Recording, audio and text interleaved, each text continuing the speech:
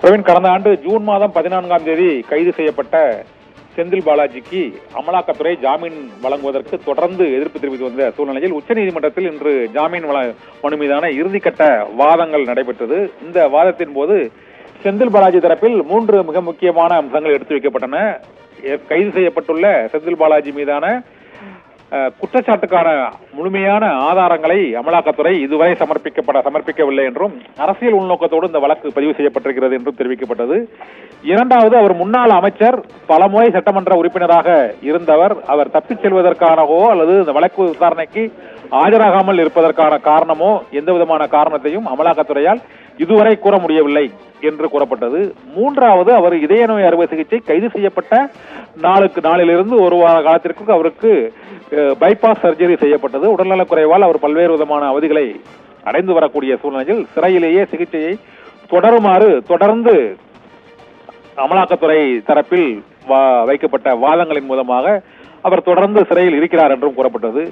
நான்காவதாக, அவரது வழக்கானது மணீஷ் சிசோடியா மற்றும் அரவிந்த் கெஜ்ரிவால், ஹேமந்த் சோரன் உள்ளிட்ட அமலாக்கத்துறை தொடர்ந்த வழக்குகளில் அவர்களுக்கு குறிப்பிட்ட காலங்களுக்குள் ஒரு 3 மாத காலத்திற்குள் பலமுறை ஜாமீன் வழங்கப்பட்ட சூழ்நிலையில் செந்தில் பாலாஜிக்கு மட்டும் அதை அவர்கள் அரவிந்த் கெஜ்ரிவால், மணீஷ் சிசோடியா, சத்யேந்திர ஜெயின் மற்றும் கவிதா, ஹேமந்த் சோரன் ஆகியோரை விட அந்த முறைகேடு தொகையோ அல்லது அந்த குற்றச்சாட்டின் அளவோ குறைவாக இருக்கக்கூடிய சூழ்நிலையில் செந்தில் பாலாஜியை மட்டும் தொடர்ந்து ஜாமீனில் வழங்காமல் இருப்பதற்கு காரணம் என்ன என்று செந்தில் பாலாஜி தரப்பில் கூறப்பட்டது.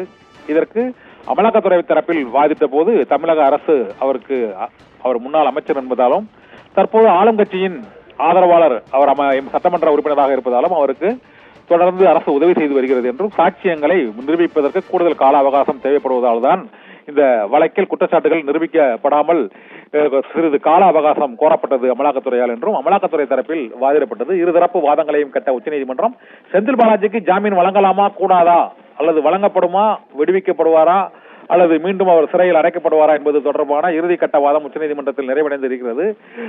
இந்த விசாரணையின் போது உச்சநீதிமன்ற நீதிபதிகள் மணீஷ் சிசோடியா வழக்கையும் இந்த வழக்கையும் ஒப்பிட முடியாது, இது தனிப்பட்ட வழக்கு, அது வேறு வழக்கு என்று நீதிபதிகள் தரப்பில் கூறப்பட்டது.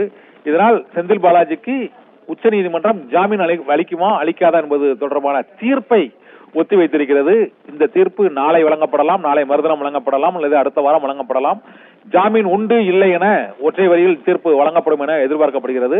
அமலாக்கத்துறை அவர்களுடைய முழுமையான எதிர்ப்பையும், செந்தில் பாலாஜி தரப்பு அவர்கள் தரப்பு வாதத்தையும் முன்வைத்து விட்டார்கள். இருதரப்பு வாதங்களையும் கட்ட நீதிபதிகள் என்ன முடிவெடுக்கப் போகிறார்கள் என்று தமிழகத்தில் மட்டுமல்ல ஒட்டுமொத்த பல்வேறு நாடுகளிலுமே அமலாக்கத்துறை வழக்கால் தொடரப்பட்டு பாதிக்கப்பட்டவர்கள் செந்தில் பாலாஜி வழக்கில் ஜாமீன் கிடைக்குமா கிடைக்காதா என்பது குறித்து மிகுந்த எதிர்பார்ப்புடன் காத்திருக்கிறார்கள். உச்சநீதிமன்றம் என்ன தீர்ப்பு அளிக்கப் போகிறது என்பது அடுத்த வாரத்தில் தெரிய வரும் என எதிர்பார்க்கப்படுகிறது. பிரவீன்.